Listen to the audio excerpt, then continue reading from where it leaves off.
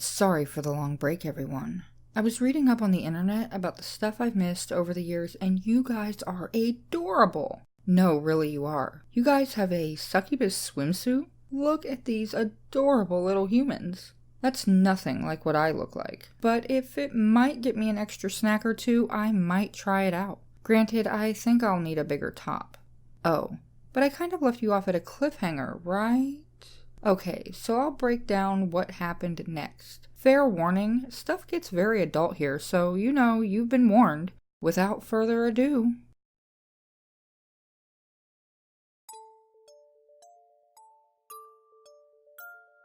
Wait, what? A succubus? I shouted. Don't worry. She's a little older, but when her soul burns away and becomes your body, your youth will return and you'll be an even more perfect form of lust than she is now, Belial explains. Wait, okay, let's just talk this over, okay? How about I just haunt people for you? The third man holds his ice pick over the right side of the whore's chest. Belial growls, moving his finger over to the left, a small round burn mark showing on her skin. The first guy laughs. Look, our demon lord is guiding us. He moves the third guy's hand over to the new spot. Don't miss. The third guy nods and stabs the pick into that spot once, pulling it out. The woman gasps as she's stabbed. In you go, Belial shouts. Wait, can I get a countdown or... He shoves my head toward the hole in her chest and I feel myself sucked in. My eyes shoot open and I look around me, seeing the three men looking down. I'm tied to the altar and I look to the whore's chest, the wound healing rapidly. With a grunt, I try to pull myself off the table, but the straps hold me down tightly. My heart is racing and my vision is blurring. Is she a demoness now? The third guy asks. I'm about to spit on the little bastard when pain racks my entire body from head to toe. I scream. It feels like someone is ripping my toes off one by one. The high heels I'm wearing tear apart as my toes change into a pair of cloven hooves, and my feet stretch out longer and grow a layer of purple fur. The pain subsides in my legs for a moment, and then changes into a strange tugging sensation. My legs are toning themselves, losing any form of fat that I had. The tattoos vanish as my hips somehow grow even wider, snapping the underwear I'm wearing. Steam is burning off of my skin, and everything feels way too hot, like I'm burning from the inside out. I scream again because someone is tearing my spine out through my back. A thin and long tail bursts out of the small of my back, and I raise it up to my field of vision. Before my blinking eyes, I watch as the tip of the tail suddenly splits into a spade. I groan. Now my midsection feels like it's being crushed. I can hear ligaments snapping and reattaching. I suddenly realize the corset isn't tight on me anymore. My waist is now actually that tiny. With my hourglass figure pretty solidified, a new intense burning pain radiates from my back. I scream as a pair of huge purple wings tear free from my back, knocking two of the three men over. Finally, I sit up from the intensity of all the pain, snapping the restraints as if they weren't there. I stagger to my feet, or hooves at this point, still feeling this strange power washing over my body. My skin tightens and it grows smoother and clearer. My hair changes color from blonde to a deep auburn. I gasp as I feel my nose crack and adjust. My brow changes shape. It's as if someone is molding my face with their hands, cracking cheekbones and pulling at muscles, all reshaping the size and shape of my head. I gasp. Every change must now be done. I turn to my would-be captors, heaving breaths as I look over each one. Suddenly, an incredible pain reaches to both sides of my head. I grab either side screaming, my ears filled with a cracking, grinding noise. A pair of ram-like horns push out of my skull. Just when I think they're done, they crack and creak another few inches, curling around from the front of my head to the back. They finally stop, curled near my ears, the point stopping just at my earlobes. All the pain finally subsides. I shake my head. My long and luxurious hair falls between my new wings. I flex them experimentally. My vision is clearer than it has ever been. I can see every little thing in the room, even some things that aren't there. I can even see a kind of aura around each of the runes and pentagrams on the walls. Some animal carcasses have a black aura forming over them, which I can tell is a curse, or at least the beginnings of one. I sniff the air. Amidst all the mildew and dead animal parts, I can smell something else, something that smells oddly appetizing. I smell men, 3 of them. Looking at these 3 men in a vastly different light, I realize I don't want them. I need them. I lick my lips and notice my canines have gotten a little longer, and my tongue, I can stretch it far longer than normal. Belial stands next to me. Oh my, aren't you beautiful? Tell them to show you a mirror. I turn my eyes to the 3rd guy who had the ice pick. Sweetie, mind fetching me a mirror? The 3 men stand there, dumbfounded, until the 3rd guy finally drops the ice pick, rushing up some stairs. The other 2 men hug each other. It worked, they shouted in unison. I can't believe it worked, shouted the first guy. While they are celebrating, I'm appraising each like meat. Master, why do I want to fuck them? Oh, Sarah, that's the addiction part of this body. During your transmogrification, it changed from a heroin addiction, he grins, into your sexual addiction. Licking my lips, I look at both men and even consider the absent 3rd. I'm hungry. Yes, you're starving right now. Your transformation is not yet complete, Belial explains. These 3 men were promised a sexual servant for as long as they lived. The 3rd guy comes down with a flimsy, full-length mirror and pops it in front of me. I look like sex on a pair of goat legs. And it's weird to say, but as I appraise myself, I must admit I'm hot. My face is my own. My hair as well. But everything else is like a younger version of the whore's body. My skin is completely flawless. I look at my fingers and see my perfectly manicured purple nails. They don't appear painted, they're pointed and about an inch long. Experimentally, I loll my tongue out of my mouth and find it hangs out almost 8 inches. I flex it and curl it in on itself and giggle at the possibilities as I pull it back into my mouth. I notice the 3 men are staring at me slack-jawed. I wink at them. Oh boys, I have to admit, despite being a bit shocked myself, you are looking rather yummy. Belial walks in front of me. Before the fun starts, and I excuse myself, I'll give you your orders and training. Firstly, your goal is to entice, seduce, and destroy anyone who would be attracted to you. If you're going after heads of states, you're to ruin their marriages and enslave them if possible. Serve yourself while on Earth as long as you continue to do this. Feel free to target the clergy whenever you like, but be careful not to get yourself stuck in a church. Your powers don't work on holy ground. I look to Belial. Seeing his body makes me weak in the knees, and I suddenly want nothing more than to please his every desire. Powers, master? Belial licks his finger and places it at the center of my forehead. Your training, my dear. Through some horrific screeches and other images soaring through my mind, it's as if someone compresses all of my classes in my life in a second. From this, I became completely familiar with my body. The wings, the tail, the horns, everything.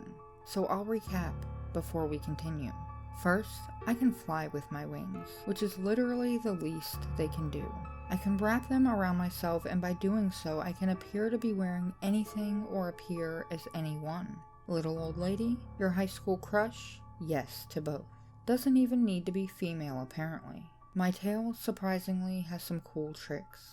The tips leak a poison that, when ingested, completely paralyzes someone for up to an hour. It's also much stronger than you'd think. I could choke a man with it and use it to even drag someone behind me, which was handy on my way here. Eyes have some cool tricks. If I lock eyes with you and you do the same with me, I can give suggestions. As long as they're of a sexual nature and you're aroused by my physical body, they'll take. However, they are weak suggestions. You'd only do them if you would have anyway without asking.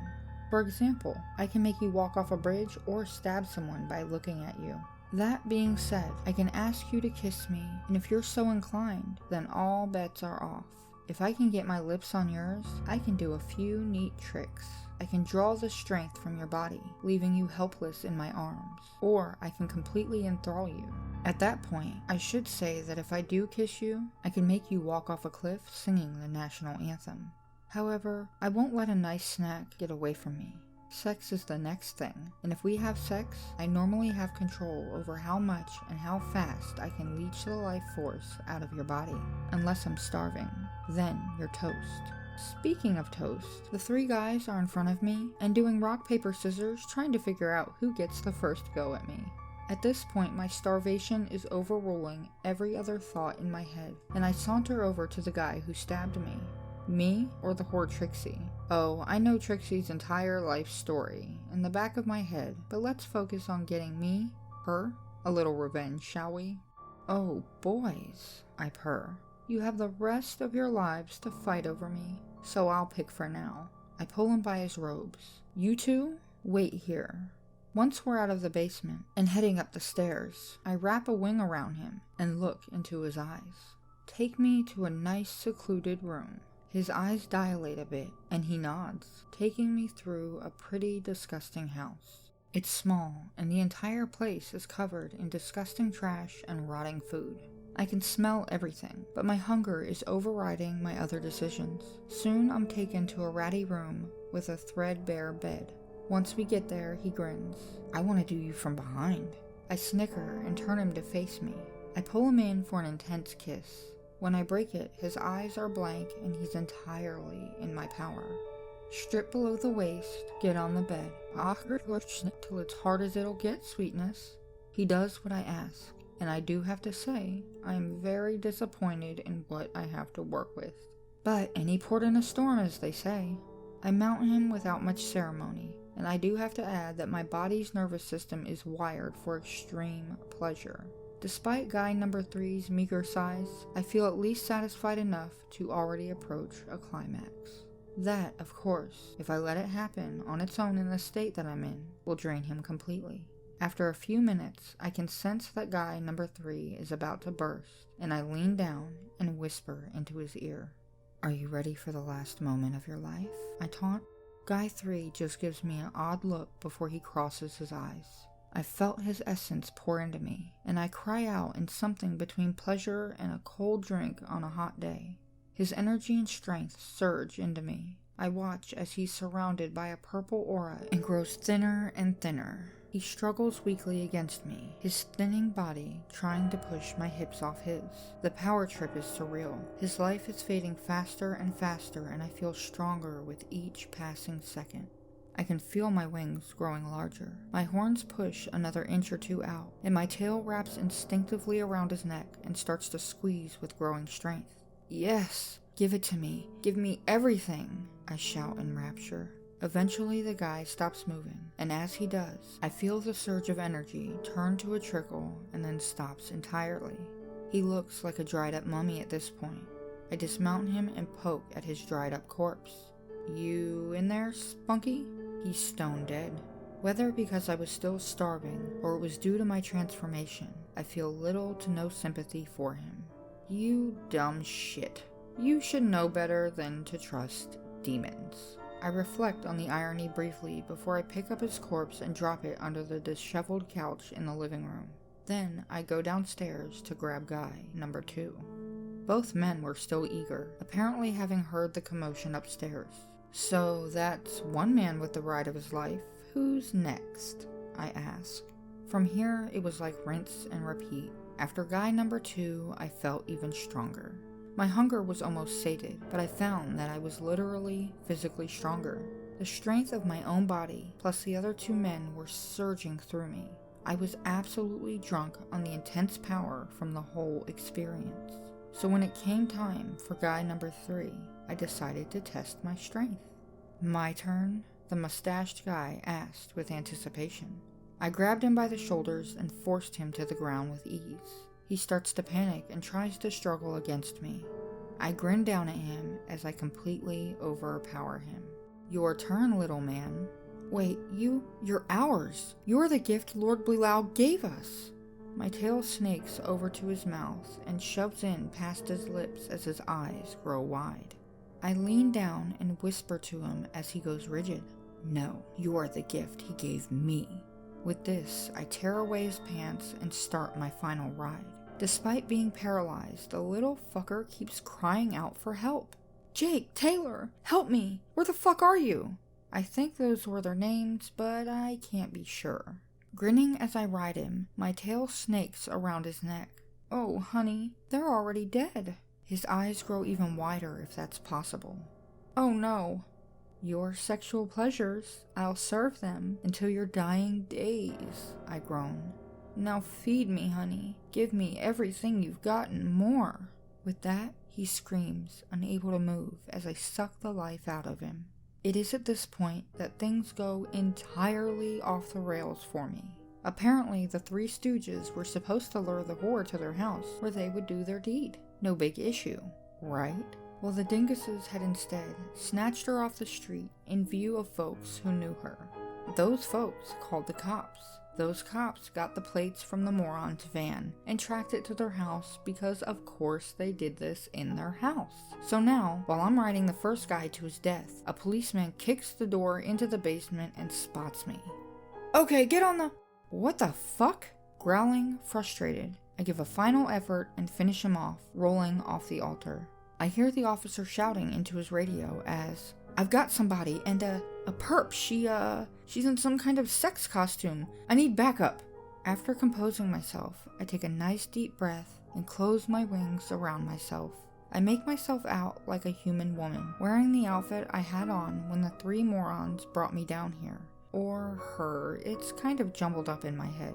I stagger to my feet. Oh, officer, thank God. I pretend to be very unsteady. The officer gives a startled look and looks to the body, not dropping his gun.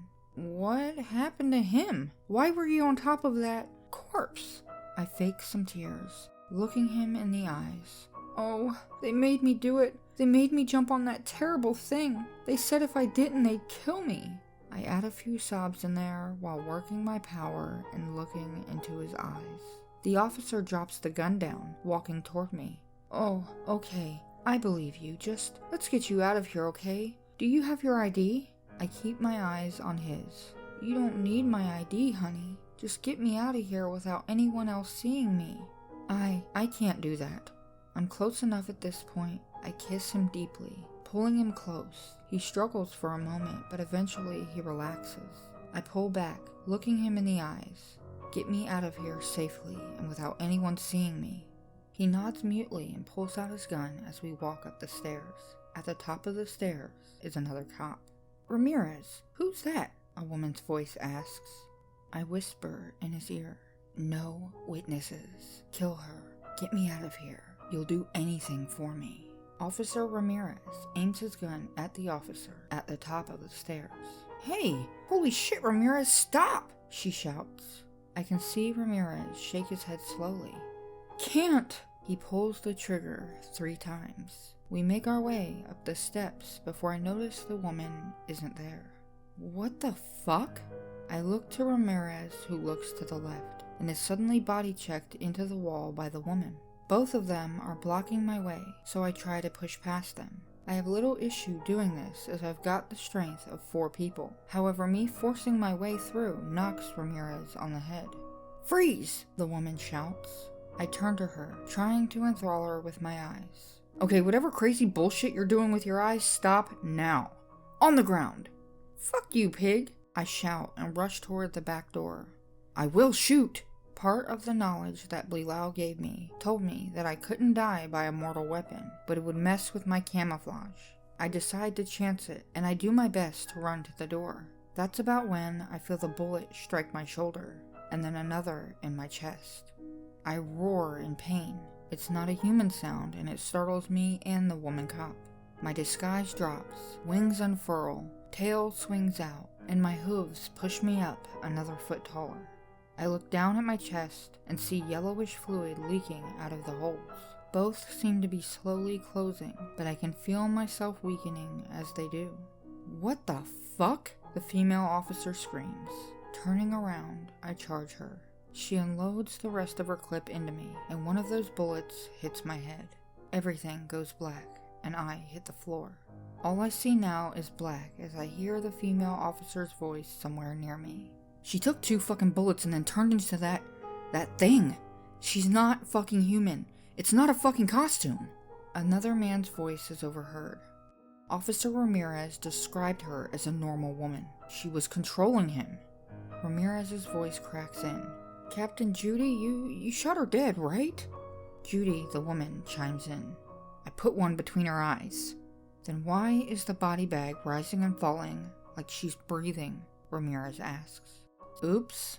Soon I see the light as the zipper to the body bag I was in opened. I blink as I see Ramirez, Judy, and another officer staring down at me. I decide to try to reach out and grab the superior officer, and my arms tear through the body bag I'm wrapped up in without much issue. In short order, I feel another bullet rip through me as the superior officer plants a bullet between my eyes. Apparently, getting shot in the head is inconvenient for a succubus, and I'm passed out again. Next time I regain consciousness, I'm staring at the inside of another body bag. I struggle, but I'm strapped down hard to something. I mean really strapped. My head, neck, shoulders, chest, waist, hips, legs, and feet. Jesus, the fucking thing came back! I hear Judy shout. Ramirez is next. Who the fuck is she? It, Judy shouts. That's not a woman. Fuck you, I shout. Let me go, you pigs. Ramirez continues. She's a fucking Bonnie, for Christ's sake. You heard her talk? Judy interrupts. Hang a left here. We're going to the church. The third male voice speaks now. Is that why we're heading to Copley? Yes, we're going to Trinity Church. We need a priest, not a doctor, Judy continues. Okay, whatever, the driver says. I feel the vehicle driving, and I remember my kiss on Ramirez. Closing my eyes, I feel my horns heat up. You want to save me? She's trying to kill me. Crash the truck. Set me free. I hear Judy suddenly shout. Ramirez, where are you going? Hey, what the fuck? The driver shouts before 3 shots go off. I feel the vehicle swerve and suddenly crash. The gurney I'm strapped to falls over as I try to free myself. There's a struggle in the vehicle now that it has come to a stop. Ramirez, stop! Judy shouts. You're trying to kill her. I need to save her. I hear Ramirez drone. Don't reach for it. Ramirez, put it down. Ramirez! I hear 2 gunshots. I'm grinning ear to ear, still strapped down. In a moment, I'll be unstrapped and free. I feel the gurney get set right side up, and the zipper to the body bag is removed. However, I'm not too pleased with what I see. It's Judy, and boy does she look pissed. Her face is bloodied, and I can somehow tell it's not all her blood. You made me shoot my own partner, you bitch. I'm gonna send you back to hell. Before I can do anything, the bag is zipped up, and I feel myself being wheeled up some steps. Judy grunting with each tug as I do my best to make things difficult for her. Once we're at the top of the stairs, however, I feel strange. The unending hunger leaves me. What did Belial tell me? Be careful not to get yourself stuck in a church. Your powers don't work on holy ground. Judy's voice screams, resounding through what I assume is the inside of a church. I need a priest. Seriously, I need a priest. A moment goes by and I hear an older man's voice. Child, please, this is the house of God. He hears all. There's no need to shout. I close my eyes and concentrate on hiding my shape, trying to pick something innocent, but it doesn't feel right. I can see again as she unzips the body bag. Jesus, Mary, and Joseph, the priest says, shocked. I'm confused and I realize, as the priest touches my horns, that I didn't change shape. What the fuck? I lock eyes with him, trying to get him to maybe unstrap me. Judy's hands go over my eyes. Don't look at her eyes when she does that. She took over my partner. I had to... Oh God, Father. He had already killed someone for her. He was going to kill me. She's some kind of... demon, the priest says plainly. The body bag is zipped up. I have to make a call. Take her to the courtyard. It's a few minutes of silence before I hear the worst thing I've heard all day. I just called. We have to burn her on holy ground. Fuck off, I shout. Judy's voice is next. Okay, I'll get the wood. How about you just let me go, I shout. Before long, and after a lot of really frightening sounds of wood being piled up somewhere, I'm wheeled on top of something. If you bastards are gonna burn me, could you at least knock me out first? The body bag unzips entirely, and Judy's face is in mine. I'm gonna listen to you burn, bitch, for what you did to my partner. I narrow my eyes, all bets off. Your partner wanted nothing more than to plow me 8 ways to Sunday, and all I did was kiss him once. Judy flicks the lighter. Go back to hell, bitch. I grab her hand tight with mine, tugging her close to me. You willing to go down with me? Judy tries to tug away from my hand, but the strength of the mint I drained is still there, and she can't budge me.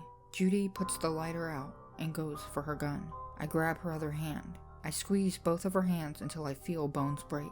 Judy screams and looks to behind me. Father, light it! But you're still... Do it! Judy shouts, interrupting him. I feel the heat surround us, but I still hold on tight. See you down there. I don't think we're going to the same place, Judy says, before she screams as the flames consume us both.